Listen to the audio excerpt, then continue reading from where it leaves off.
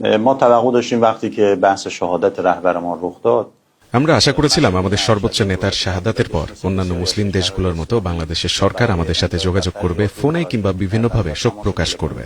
এমনকি আমাদের শিক্ষার্থী, সামরিক কর্মকর্তাদের যারা নিহত হয়েছে তাদের স্মরণ আমরা দূতাবাসে শোক বইয়ে রেখেছিলাম, তাতে স্বাক্ষর করবে এবং আমেরিকার হামলার নিন্দা জানাবে।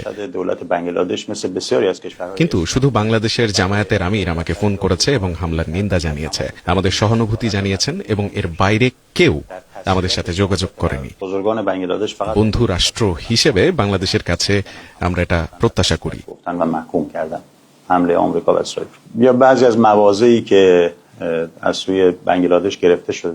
ইরান আগ্রাসনের শিকার হয়েছে, সে হিসেবে নিন্দা জানাতে পারত।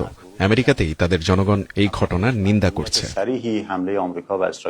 যুদ্ধ একদিন শেষ হয়ে যাবে, কিন্তু বিভিন্ন দেশের আমাদের সাথে করা আচরণগুলো আমাদের মনে থাকবে।